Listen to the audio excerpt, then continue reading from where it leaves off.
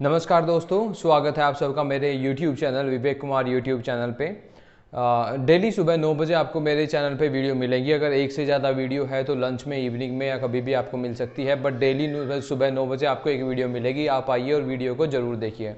आज हम एक बहुत ही इंपॉर्टेंट टॉपिक, डिफेंस से रिलेटेड हम टॉपिक यहाँ पर कवर करने वाले हैं। डिफेंस में मेरी पर्सनली मैं आपको बता दूँ बहुत ज़्यादा मैं इंटरेस्टेड रहता हूँ डिफेंस में। तो डिफेंस में एक नई डेवलपमेंट हमारे देश के लिए बहुत अच्छी डेवलपमेंट हुई है, आज मैं उसको कवर करने वाला हूँ। तो चलिए शुरू करते हैं।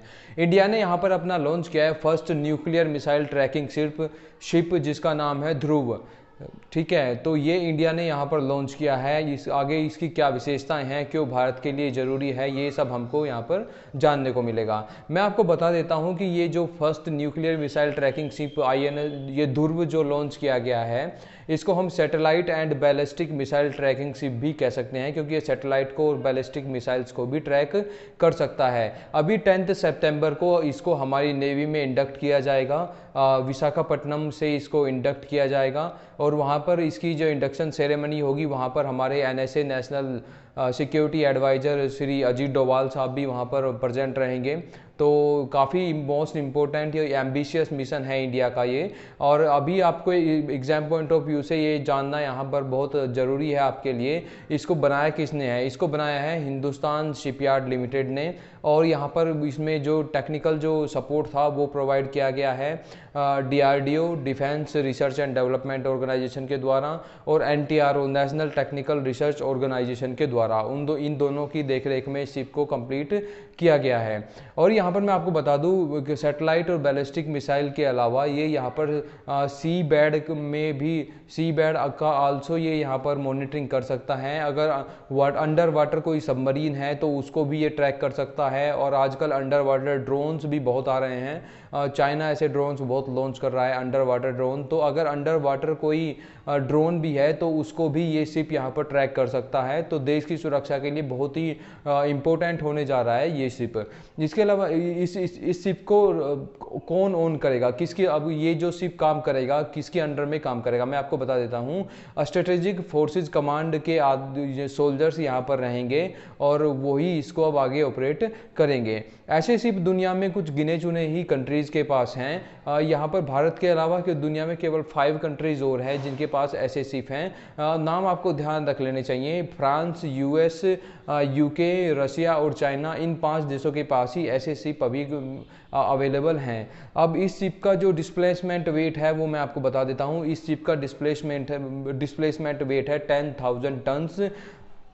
पहले ये यहाँ पर खबरें आ रही थी कि इसका जो डिस्प्लेसमेंट वेट होगा 15,000 टन होगा, बट क्या है यहाँ पर सीक्रेसी बहुत ज़्यादा रखी गई है गवर्नमेंट के द्वारा।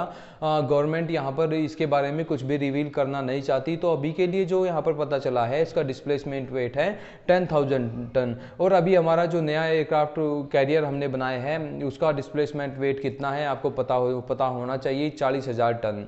ठीक है, अभी यहाँ पर इसमें कितना लोग यहाँ पर रहेंगे, इस शिप के अंदर हमेशा 300 सोल्जर्स का एक क्रू रहेगा यहाँ पर जो इसको ऑपरेट करेगा। इसमें बहुत हाई टेक गैजेट्स लगे हैं और हाई टेक कम्युनिकेशन सिस्टम इसमें इंस्टॉल किया गया है। और इसको पावर देने के लिए इसमें है 2 डीजल इलेक्ट्रिक इंजन, और यहाँ पर आप हेलीकॉप्टर भी लैंड करा सकते हो इसके ऊपर। और ये जो शिप है ये वेरियस स्पेक्ट्रम्स को स्कैन कर सकता है जैसे हमारा यहाँ पर। और इसके अलावा मैं आपको बता दूँ ये जो शिप है ये सैटेलाइट को भी यहाँ पर ट्रैक कर सकता है। कैसे, मैं आपको देखिए एक उदाहरण देता हूँ। जब पोखरण में हमने अपना पहला न्यूक्लियर टेस्ट किया था तो अमेरिका जो था अपनी सैटेलाइट्स से हम पे नज़र रख रहा था।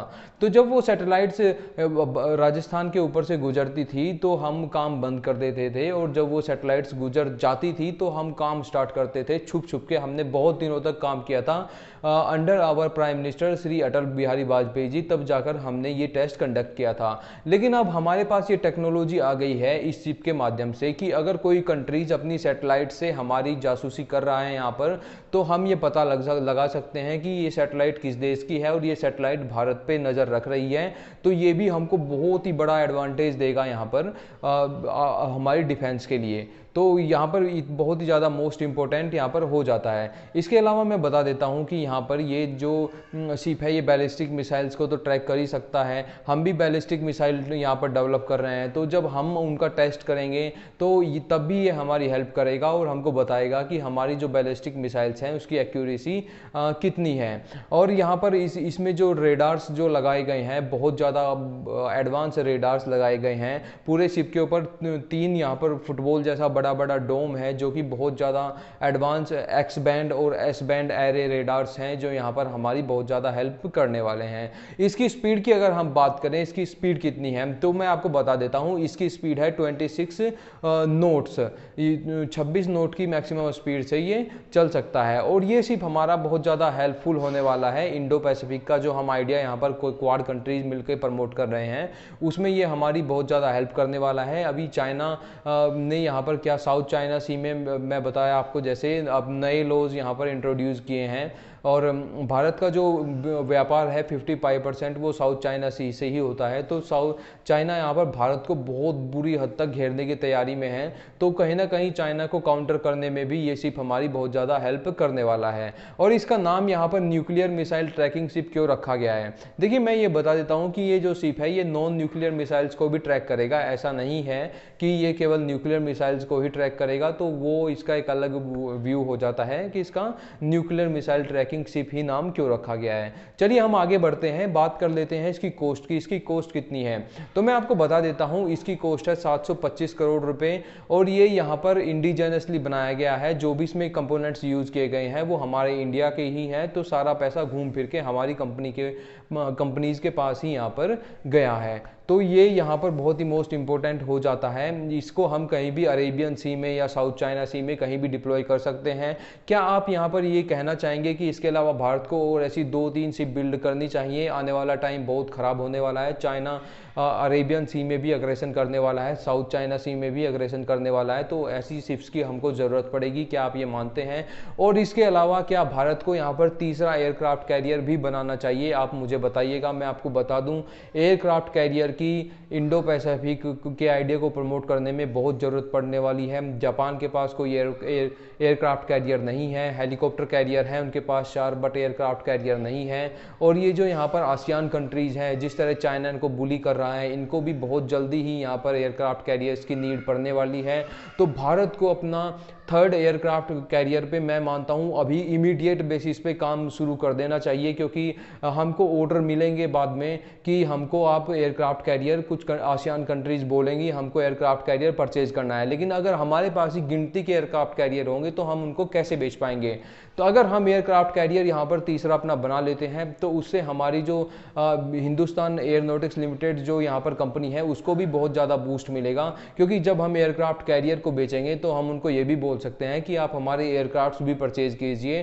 HAL की एयरक्राफ्ट्स बहुत ज़्यादा रिलायबल हैं आज के टाइम में। मलेशिया भी बहुत ज़्यादा इंटरेस्ट इसमें दिखा रहा है, क्योंकि चाइना के जो वार फाइटर जेट्स हैं वो बार बार मलेशियन एयर स्पेस का उल्लंघन कर रहे हैं। तो चलिए हम वापस अपने टॉपिक पे ही आते हैं। यहाँ पर India first nuclear missile tracking ship, मैंने इसके बारे में आपको पूरा बता दिया है। आपको ये वीडियो कैसी लगी मुझे कमेंट करके ज़रूर बताइएगा, और अगर आपने वीडियो को यहाँ तक देखा है तो प्लीज़ चैनल को सब्सक्राइब करना, लाइक करना, दोस्तों के साथ शेयर करना। Thanks for watching video. Bye bye.